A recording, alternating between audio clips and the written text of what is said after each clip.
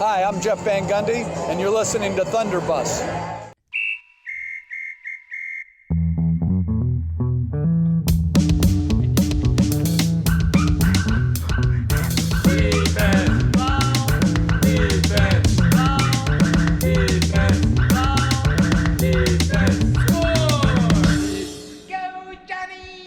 Welcome to Thunderbus with your hosts, Watson and Bones. I'm Watson. And I'm Bones. We get serious about the thunder and the coronavirus on this podcast. And we don't get too serious about the thunder, but with the coronavirus on this podcast. Yes, we adapted that intro on the fly in a fairly obvious way for the appropriate moment. Also joining us at this appropriate moment is very appropriate Kyle. Hey everybody, how's it been going? I've been in a coma for the last, few weeks. So if you guys could catch me up on everything that's been happening recently, I'd very much appreciate it. I got a little bump on my head during a surfboard accident. You surf? No, I don't. That's why it was an accident. Oh, okay. I was accidentally on a surfboard, and I happened to fall and bump my head. So that was a mistake. Hey, glad to have you back. I'm glad to be back, guys. Well, the news is that that Bones got a haircut. Ah, dude, I thought something looked different about you. Yeah, no, I want to piss my grandma off less, and so I finally got a haircut. Do it for the granny, man. Yeah, do it for the granny. I also called my granny the other day and told her to watch out because of coronavirus. The coronavirus? Watson, let's fill Kyle in. So, Kyle, you might want to buckle yourself in for this. Okay. Our listeners already know, but since you were in a coma, there was a bat in China that got sick, and it pooped on a pangolin, and someone ate this pangolin. You know penguins; they're related to anteaters and aardvarks and stuff. By the way, that sounds like an expression. Well, that's like a bat pooping on a penguin. Well, someone ate this pangolin, and they got sick. Damn. And are you saying penguin or pangolin? Penguin. Penguin. Pangolin. And long story short, there are now, I believe, over 150,000 cases worldwide of this disease, over 8,000 deaths, and it's here to stay. We're not gonna stop it. That's the bad news. So what you're saying is that's the bad news. Good news is low mortality rates on this thing. It's unclear exactly how low, because we don't know exactly how many people are walking around out there with mild cases that haven't been identified. But somewhere in the ballpark of 2% mortality, mostly among the elderly population, which doesn't make it better, of course. Yeah, man, we said mortality 3 minutes into this pod. Yeah. Actually, if there was an over-under, I think I would have taken the under on that one.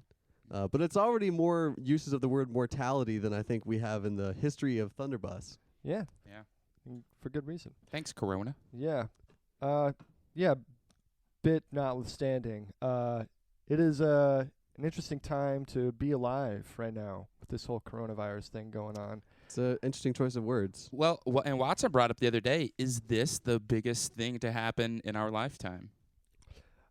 Maybe the most consequential. I mean, where everyone is feeling this around the world. It is a moment in history that we're here for. I mean, of course, it's not on like bubonic plague levels of, pandemics, but it is, however, the most intercontinental connected thing that I think we've experienced, as far as everyone's being able to see what everyone else is doing For at this sure. point, and like social media and all the internet and all of that stuff. It's made it a much more connected sort of feeling throughout the nations. Yeah, the WHO Director General today alluded to that. He said that globalization is here to stay. It's not like we're going to undo globalization. We have to learn how to live with globalization. And this is one of those things that we have to learn to live with. Is if there's a disease in one part of the world, it'll be in the rest of the world. Which brings me to my first point.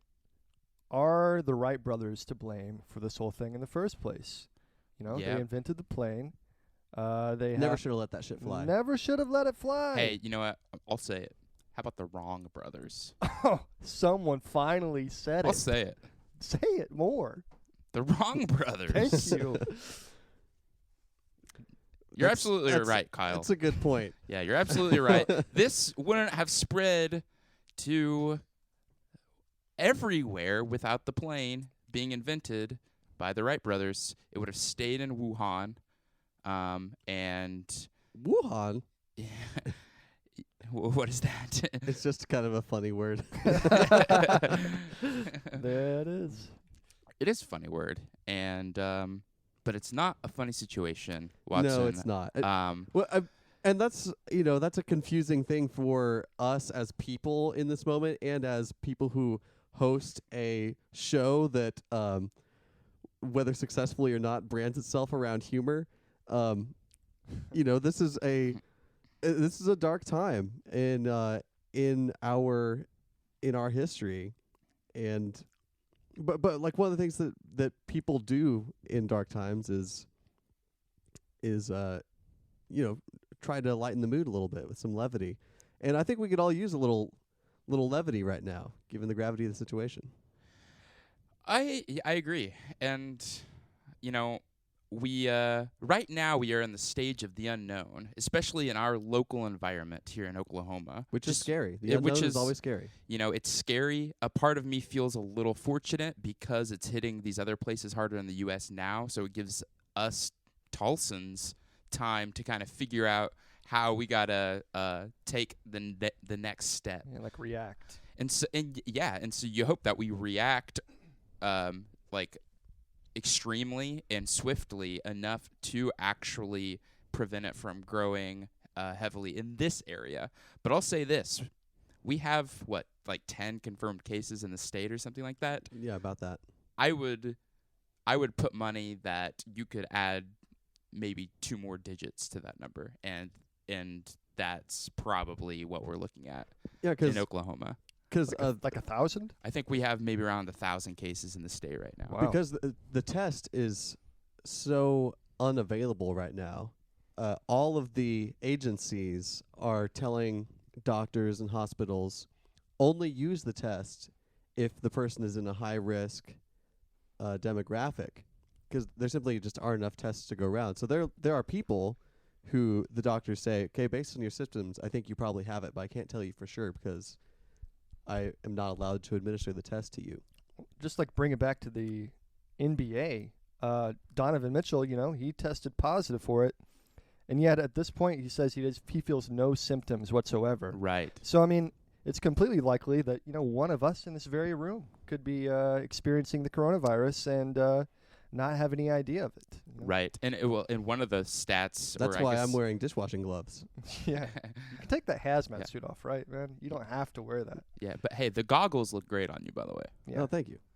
One of the projected stats is that 50% of the country will get it, and then 1 out of 100 of those 50% will die. What? Yeah. I think that's some of the projected stats I've seen. 50% of the country will get it, 1 out of 100 will die. 1 out of 100 of all Americans, not just the people who are infected. Oh, is that right? Yeah, because the mortality rate is something like 2%.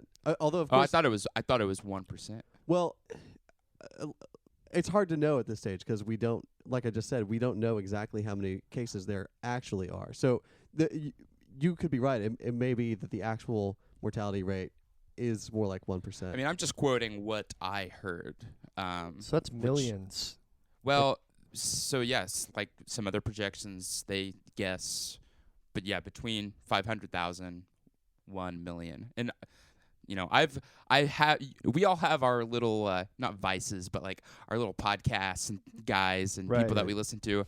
2 of the things I listened to, which one of them was Malcolm Gladwell on Bill Simmons, said 1 million.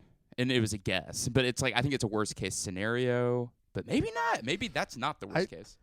I read one projection that had an upper bound of 2 million. Homeward Bound, where the dogs talk. Man, I could use chants right now. I think we could all use little chants. Yeah. I listened sort of to bravery. to that Malcolm Gladwell appearance on Bill Simmons as well, which was highly interesting. I also listened to the Joe Rogan Experience episode where he had Michael Osterholm on, who is he works in public health. I'm not exactly sure what his position is, but he's a guy who knows. He's a qualified speculative person. According to the episode description, he is an internationally recognized expert in infectious disease, and he quoted a number like that, like half a million Americans, and that's on the lower end, and I also heard 40 to 70% of Americans will be infected at some point in the next 12 to 18 months. Yeah. My God. Yeah. So at least one of the three of us, possibly two. This is worse than I thought. Oh yeah. Welcome to Thunderbus. You might want to go get hit with another surfboard. Well, yeah. Surfboard. I wish, man. Surfboard. I could use a coma right about now. I'd probably be a little bit more safe that way. Kyle in a coma. Yeah. Comatose Kyle. Kyle in a coma. Kyle in a coma. Hey.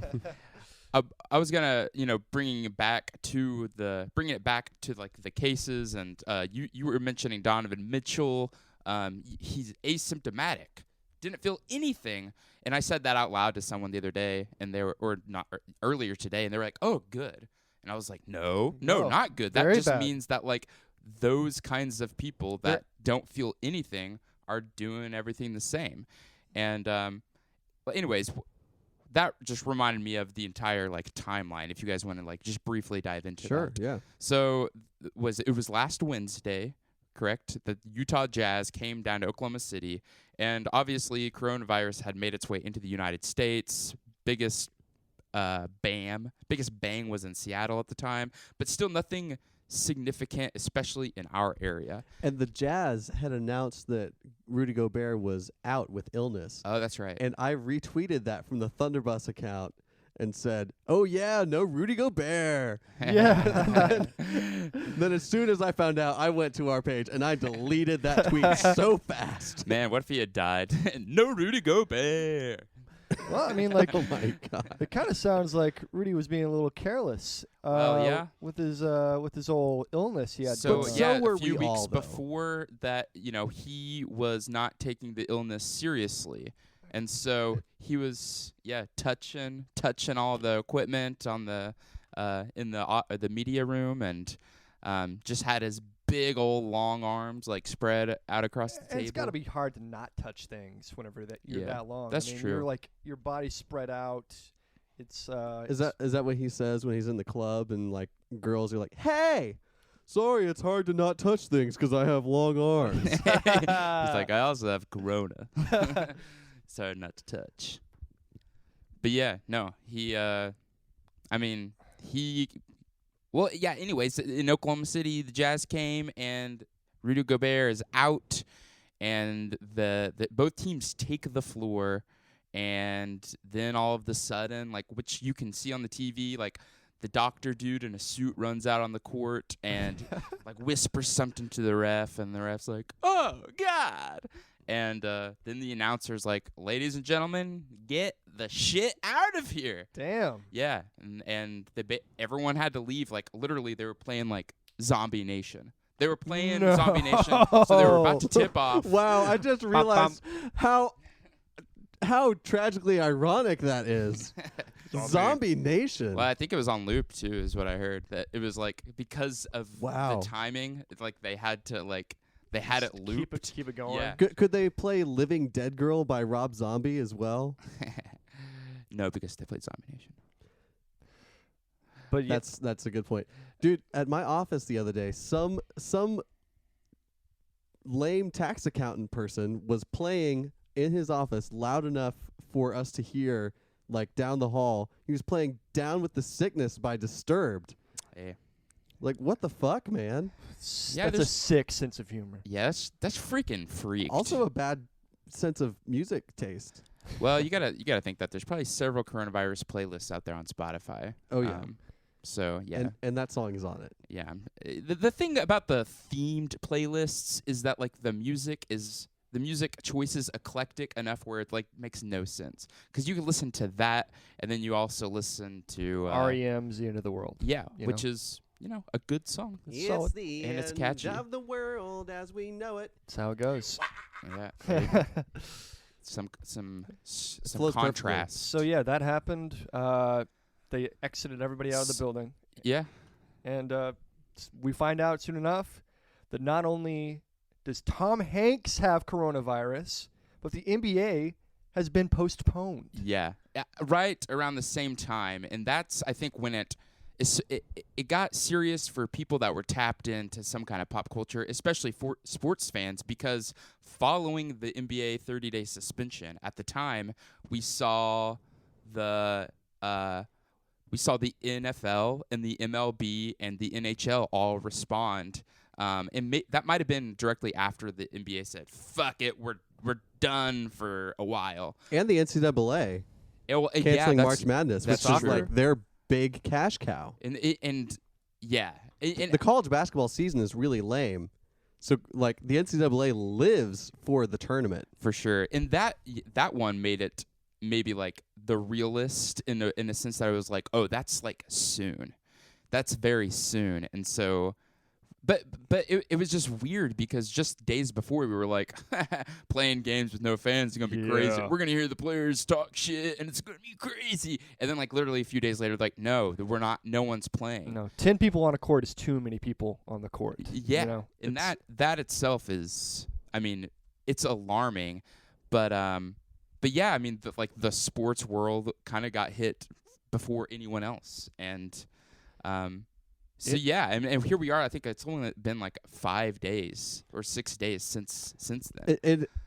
And to us as Thunder fans, like kind of the match that struck and set lit the beacon to our country. What happened in Oklahoma City?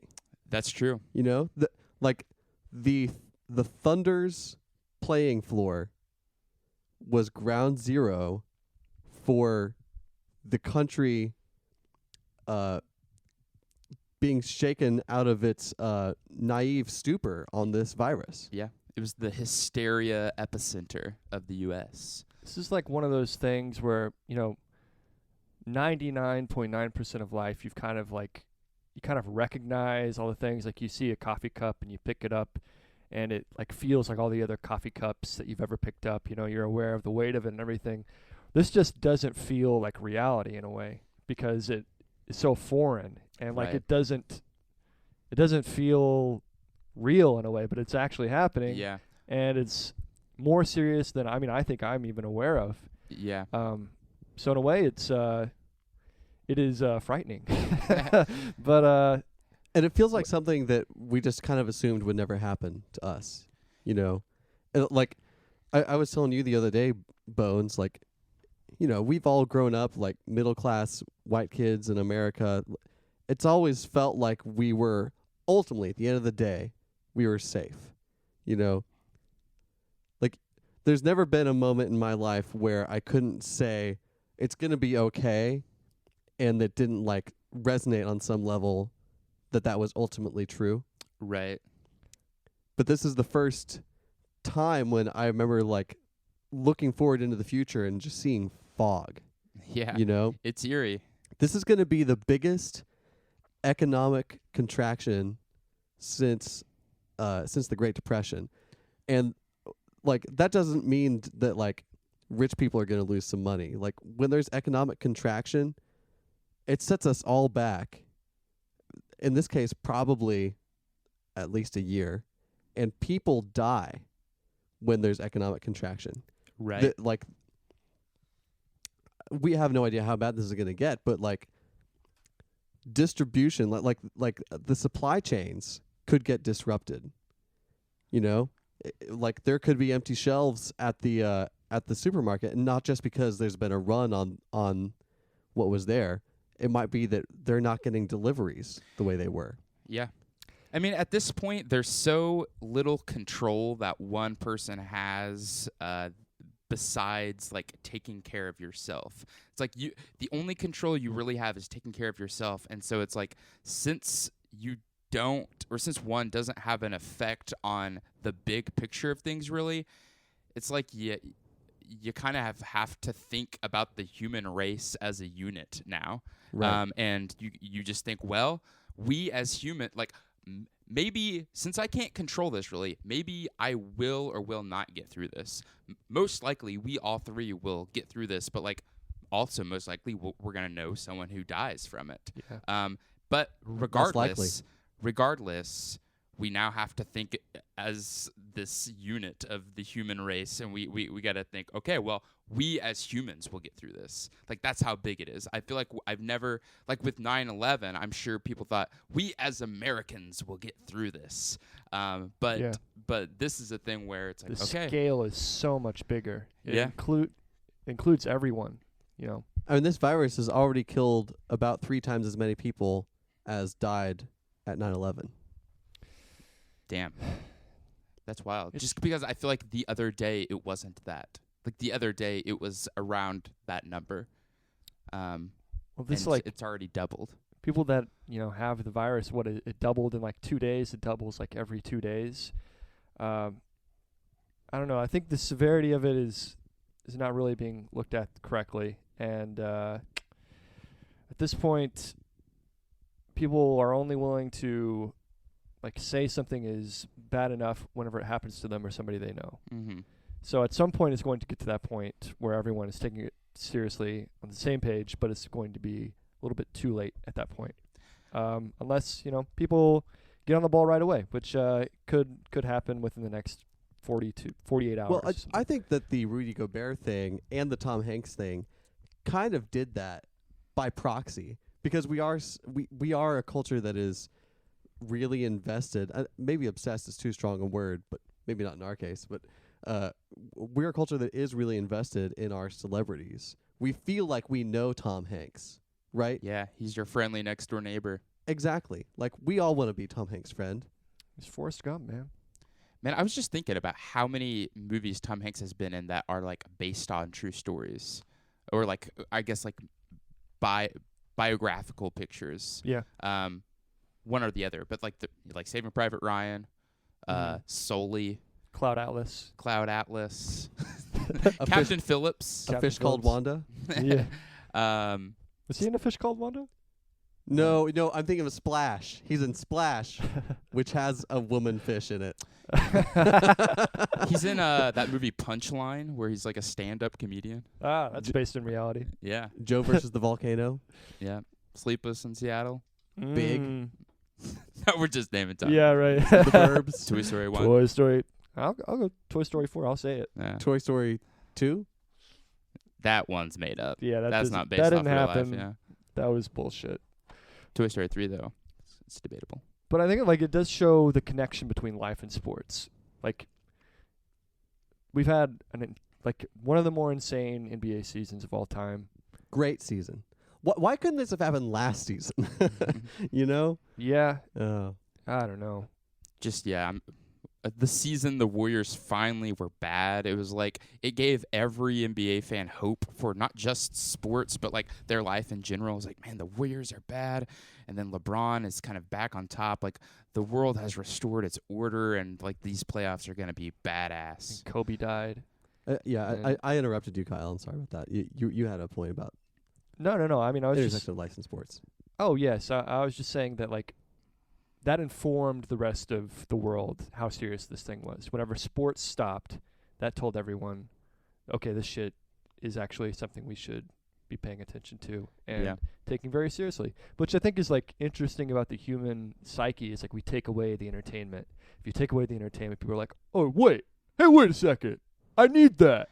Yeah, I think it's like my human response was like, obviously this virus thing is happening and it hadn't shook me up like in my everyday life yet, but the NBA being taken away from me had. Yeah. And so it was like my body, I think, and my mind was like, what? And I was like, and also this virus. And then finally, you know, today and yesterday, you're actually seeing the effects of the hysteria. And now they're both kind of merging together, and it's like, okay, wow. This is a lot. But honestly, the NBA getting taken away itself is already a lot. It's already a lot. I never thought that would happen. Like, right. I think like you would think about like what it would have to take for that to happen outside of just a pandemic. Like 4 teams would have to like die. You know, like an entire team would have to like die in a plane crash or something. A catastrophe or a world war that was being fought on American soil. Yeah. Like that's what would make that happen. Maybe. It feels entirely surreal. Like having this conversation with you guys, knowing that this crazy idea of what's happening in the world is not just in my mind, it's in your mind and it's in Kyle's mind. Like the fact that we're talking about a pandemic changing our lives and killing people we know is like the craziest fucking thing. And like if I think about what I'm thinking about, I can't believe I'm thinking it. Right. You know? It's unrecognizable. And we're all processing this together in real time. We've heard so much about flattening the curve.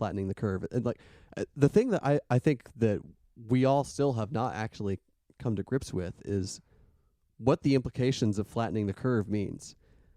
One, it's our only weapon, of course. We have to slow the spread of the disease, so that we don't overload our healthcare system and hold out hope for a vaccine to come along. But that is a strategy that necessitates a long time scale. I when I see people reacting on social media, I see them buying into the idea of social distancing and saying, yeah, this is what we need to do. But I get the feeling that people are, and I'm borrowing this from the I believe the Joe Rogan episode, I feel like people are thinking of this as a blizzard when in fact it's a winter. Like this isn't a 2-week thing. This isn't a 30-day thing. This is more like a 6-month kind of thing. This is our new normal until it isn't.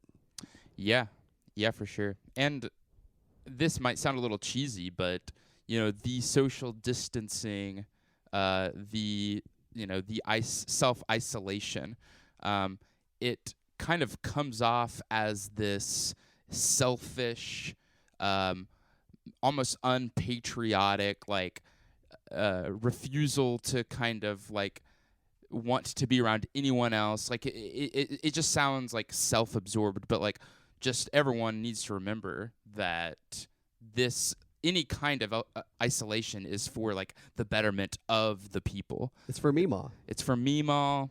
It's for Baba, Boo Boo, Heh, Ding Dong. Ding Dong. It's for Uncle Steve. Uncle Steve. Ronald McDonald. And Ronnie McDonnie. And Coach Barkley. And Clyde. And so we got to remember those things, that, it's your neighbor that's actually benefiting from you freaking out about your neighbor. So it's like those things might get conflated where people might get irritated with each other, but it's all, hey, we're all doing this for each other. Yes. It's like we're going to find out a lot about each other within this time. Mm-hmm. And we should just enjoy. A lot of divorces. I mean, there's going to be... Or a baby boom. I mean, if lawyers are available, within this time, I don't know how much society is going to collapse. But, hey, we should enjoy society while we have it, Mm-hmm. Let's take the time to appreciate the things that we have within the next couple weeks. And then after that, we can all just tear each other's throats out. But until then, let's just be happy that we have each other. Yeah. That we're not sneezing or coughing. I kind of wanted to trace back to the Gobert thing. Yeah. Unless you had something to say. Okay. Well, we were talking about him touching all the stuff, and then, he kind of got,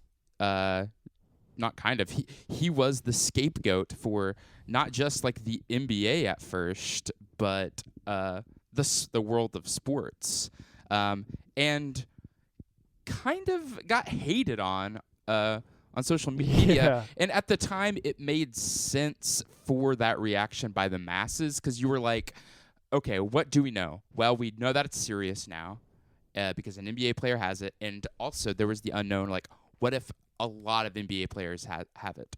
And then also that video surfaced where he's doing that shit. He's touching everything. Yeah. And so even his teammate Donovan Mitchell was kind of like, well, fuck this dude, in a way. And so I just thought that was like it was interesting how he was this villain, but now the narrative has sort of turned because Rudy Gobert is like the reason why America got put on like lockdown a few days before than they probably would have. What are the chances that this ends up being the single thing he's most famous for? Oh, it will be. Yeah. Yeah, it will be. Like, is Rudy Gobert's name going to be in 12th grade history textbooks? It's not out of the question. It really depends how serious this thing. I mean, I don't know how much like he can be blamed for all of this. Like you said, it's like there's no telling where he got it from, who gave it to him. Could have very well been Donovan Mitchell that gave it to him. Yeah. So it's unfair to blame him. I think like people's first like initial reaction is, oh, it sucks that we lost the NBA. They felt like the NBA was taken from them, and the anger had to go somewhere. Mm-hmm.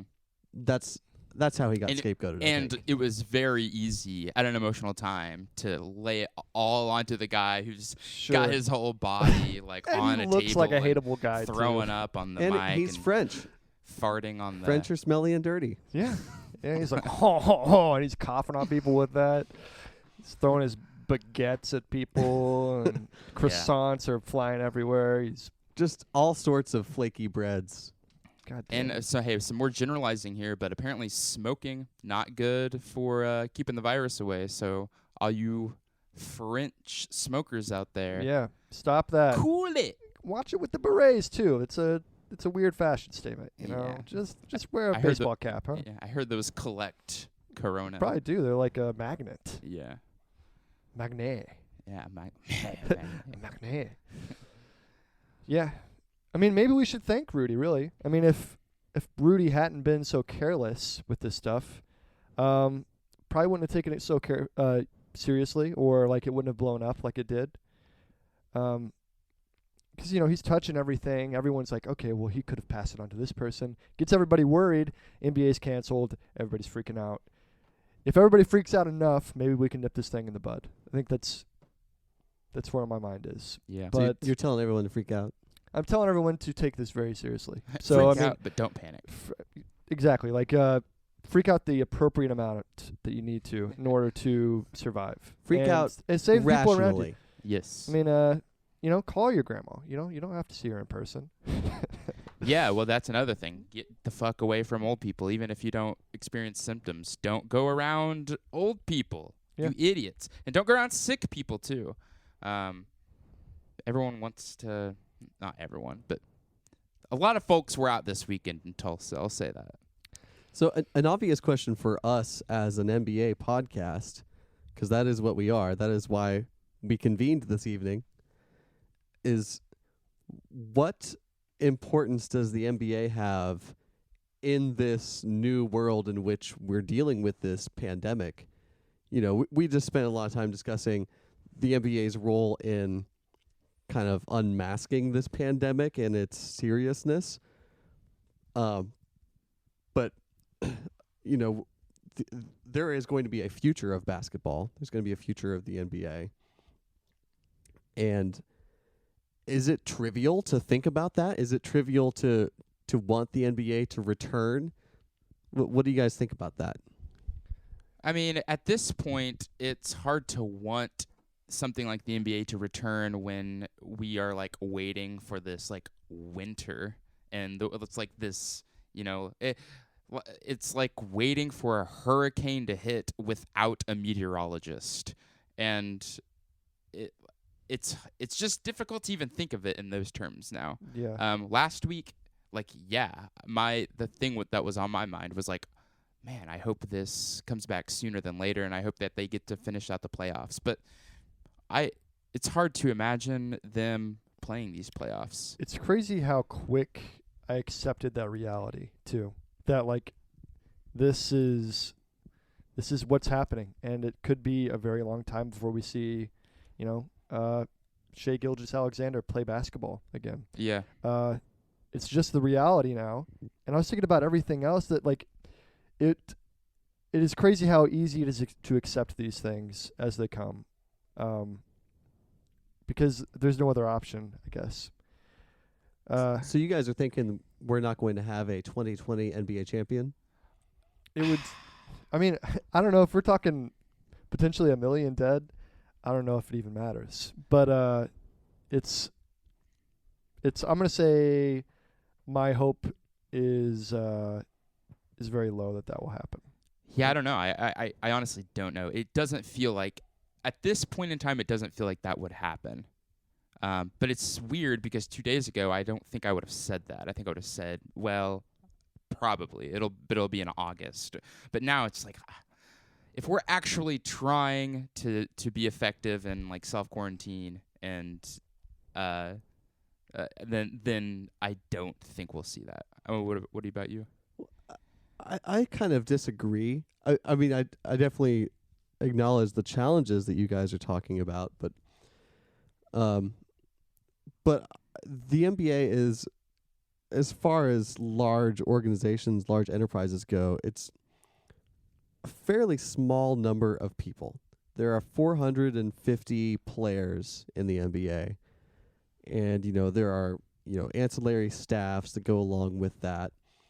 So in order to make the NBA run and show games on TV, you need at most a couple thousand people. If you make sure all those people are quarantined, and this is something they discussed on that Bill Simmons podcast, which I would recommend. Make sure all those people are quarantined, tested daily. You just take every single precaution. The league is off for 30 days. At the end of that, the league's off until June now. June. Yeah. My mistake.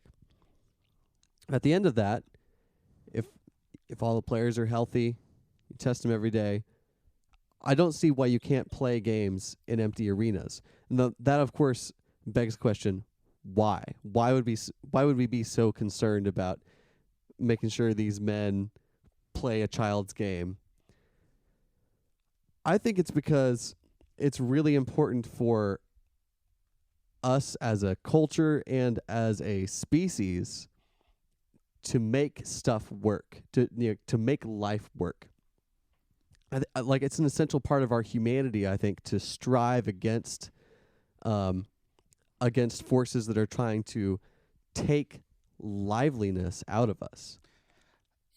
It's an essential distraction. I think, we're all craving distraction from this dark cloud right now.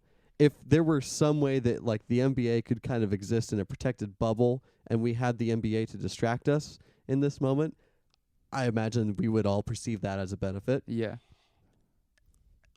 I think that if we could have the NBA function in spite of this thing, that would almost be a triumph of the will. And I'm not referring, although I am now by naming it, I'm not referring to the 1935 Nazi propaganda film Triumph of the Will. I'm referring to a triumph of the human will. Yeah, if the NBA could find a way to do that, then cool, that would be awesome. But it's hard for me to believe that if the nation wants to take this seriously, that they would let 16 teams in the playoff, 15 dudes per team. So whatever the fuck that number is. 300. 300 players go get physical and sweaty with each other and feel good about their test results on a daily basis in the near future in 2020. That doesn't seem like a likelihood to me. And also, you're not controlling those players. What are you going to do? Put those players in a bubble after and before each game? I get what you're saying. You could. The being able to get through that and play would be dope, but I just don't think you can cautiously control that situation enough where if it went wrong, it would look so fucking stupid. And but they were trying, they were trying to make it work, but they ended up infecting themselves, and now there are more people infected because of it. And not to mention 3,000 people is what you said. Is that per game, or per? I'm saying it as a whole. Okay, so maybe I'm overestimating, or maybe I'm underestimating. So 3,000 people, that's 3,000 people that aren't getting a test that might actually need it. That's even less tests than what were there in the first place. It's a risk, like Derek said, and it's also it's a distraction that would be like a welcome distraction, especially in a time where I think a lot of people would like to not think about everything going on because there's so much negative stuff. But I don't know. I think it would be kind of a stained championship. That's what it would feel like. Or I don't know. We're living in an unprecedented time, so it's completely hard to tell exactly what is needed or what's like necessary because I have no point of reference for this stuff. I don't know. I think like I err on the side of being careful but I want to watch basketball too. So I'm conflicted. Well, of course, I'm not advocating that we abandon caution. Yeah, I know. I just don't think, and well, I want to add on to that. I guess I disagree with the stained championship. I think if someone came out, and if they went through with this and someone came out on top, it would be like, I don't know, it would be great. I guess it would be a yeah. stained championship if Kevin Durant came back and the Nets won. Yes. That's the worst possible thing. Yeah, that could not happen. only did this bullshit virus happen, but Durant won himself another ring. I'll say this: if it happened and LeBron won, then I would be like, hell yeah, because we want to see LeBron get that 4th ring. What a crowning achievement to his legacy that would be. Yeah, and we want to witness greatness, and so, but yeah, in any other situation, I don't know. I don't know how I would feel about it, honestly. But I'll honestly say I just can't. I can't see it happening. I cannot. At least this year. Can you imagine how much this sucks as a Bucks fan? Your team, no kidding, is like the I haven't best. thought about that. The best team in the league has a chance at 70 wins. Giannis, presumptive favorite for MVP, and your team might be favored in the finals. Like you guys know I'm a big Arkansas fan. The Arkansas baseball team was really good this year, preseason top 5, and I was fucking pumped for that team. And I watched them play on Tuesday last week. Next day, season's canceled. Yeah. 2 best players go into the MLB next year. Their careers are done. Just in smoke. Yeah. And the Bucks fans have got to feel the same. How does that work with contracts? Has anyone heard anything on this? Like how contracts are going to work with this upcoming? There was some discussion about that, I believe, on the low post with Howard Beck last week. So if I'm not prepared to quote anything from it, but I do believe they discussed it. So that's where I would refer you and our listeners. Apparently, like the NFL is still signing players and everything. Mariota just signed with the Raiders, so I'm sure there's still going to be free agency and all of that stuff. But I don't know how it works. I don't know how any of this stuff will work. Yeah. I'm sure the NBA has some sort of like thing lined up where they'll beginning free agency period at some date. Right. But I just don't know how this stuff is going to work. And I know that like games played and games that games paid basically affects the salary cap next year. And I don't really know how that revenue. works. Yeah. Yeah. So Well, the that's what you revenue mean. affects the salary cap, but I don't know like how exactly that works and what that's going to look like. And for these other things in life, you get like bailouts or like the government comes in like, okay, we actually have this money. We're just going to print some money and give it to you. But like, I have thoughts about that. The NBA, you wish they got some old like Wilt bucks or something, which actually is it's pretty good. Wilt bucks. Wilt bucks? Wilt Yeah. bucks. Wilt bucks. Yeah. Or you could call them dongers. That was really bad. This is something that they did discuss on the low post that I actually do remember is one proposed solution to the salary cap contracting next year is actually smoothing. Like how they talked about smoothing the salary cap spike. They're talking about possibly smoothing the salary cap dip and distributing this hit over the next 4 seasons or whatever, which makes a lot of sense. But as a Thunder fan, I just gotta say, fuck this bullshit. Is all I gotta say. Yeah. It's gonna fuck us. Is that what you're saying? Just because they didn't smooth the spike. Oh, I see. Yeah. Yeah. They They didn't smooth the spike, and we took it straight up our anus. Yeah. God damn it. Yeah, and what was our last game against the Celtics, or did we have one after that? Oh, we ended on a high note. No, wait, did we play the Hawks after the Celtics, or? Fucking shit, guys. Well, the Hawks had Vince Carter's last shot as an NBA player, last 3. Wow. Yeah, he came in right at the end. They were in overtime, and he came in the final minute, and both teams, like, Trae Young gave him the ball, the other team let him shoot, and he just fucking nailed that like, 3. Like the kid with autism, you know. And Just let him go for it. everyone in the arena, everyone in the arena knew that was the last game. Everyone knew. Wow. It's crazy because when that happened, they were like, "Yeah, maybe his last shot as an NBA player," and I was like, "Nah." Come on, yeah. And even the next day, I was like, "Nah." Our last game was the win against Boston. Let's go. And on a high note. Schroeder steal, layup, boom, season's done. Well, now we'll never know if we could win 50 games this year, which is a bummer. Yeah, we won't know if we could make it out of the first round. And it's just funny, this whole world of basketball kind of like still can somehow occupy our minds in the time of a pandemic, but hey, that's what it's all about. Well, that's the last stop on the bus today. You can find us on Apple Podcasts and Spotify, so check us out there. Maybe give us a rate and review. You can also follow us on Twitter at Thunder_bus_pod. Until next time, thanks for riding the bus this week, and wash your hands.